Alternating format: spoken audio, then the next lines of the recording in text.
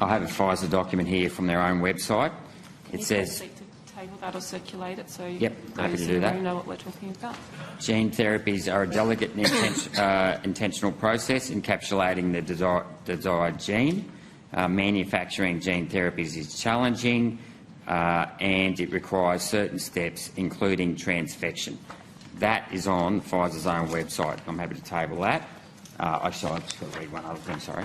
And then I have also from the website of the American Society of Gene and Cell Therapy, because the vaccine, it's referring to the COVID mRNA vaccine, introduces new genetic material into cells for a short period of time to induce antibodies.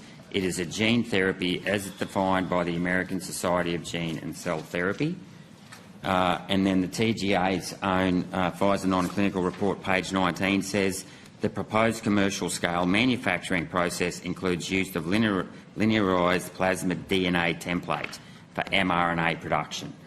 So we've now got Pfizer themselves who admit that the mRNA vaccines were gene therapy.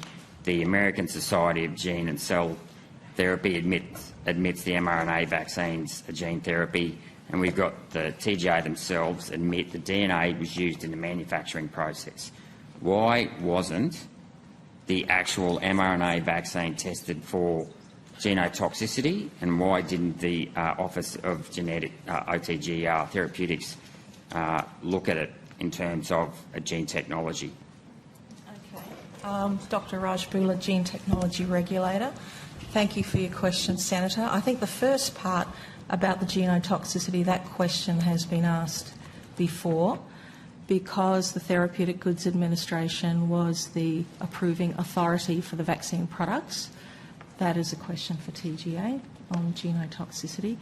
In relation to your question around manufacturing, I think it's useful to put a bit of context around that, in that the committee is aware the mRNA COVID-19 vaccines were fully formulated and imported into Australia, which meant that there was actually no manufacture of the mRNA or the vaccine product itself here in Australia. If indeed the mRNA was being manufactured here, and it's correct that gene technology was used in the modification of the mRNA, then under the Gene Technology Act an approval would have been required for that manufacturing step. Oh, well, that contradicts what you've said previously. You've said previously gene therapy and gene technology wasn't used. Now you're saying because it was produced in another country that you're not responsible for checking the gene therapy side of it. So the Gene Technology Act doesn't reach into manufacturing in other countries. But it still involves transfection here. It goes in, it transfects cells of Australian citizens. No, I disagree with that. Well, that's what Pfizer say. Even they admit transfection is a part of gene therapy. No, Senator. So you're disagreeing with Pfizer, the people who actually made the vaccine, that transfection isn't a part of gene therapy? I think she's disagreeing with you at the moment. Well, it's not my Senator words. I've just read out what Pfizer said. Welcome to my world. I think it comes down to a definition of what is a gene therapy. Yep, that's right, and I'm relying on the manufacturer. But anyway, that's all. Now, I note that obviously the COVID vaccines had gene technology in them. What role did the Office of Gene Technology play in reviewing the safety of those vaccines? We don't actually review the safety or the efficacy of any therapeutic product. That's the role of the Therapeutic Goods Administration.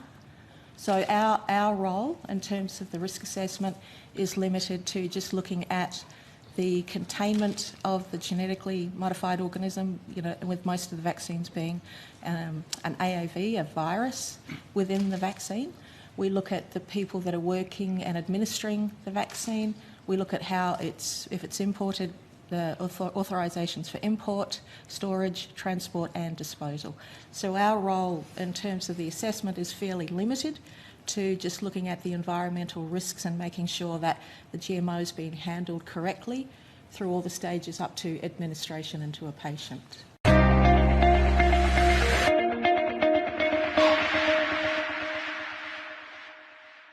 Authorised G. Rennick, LNP Chermside.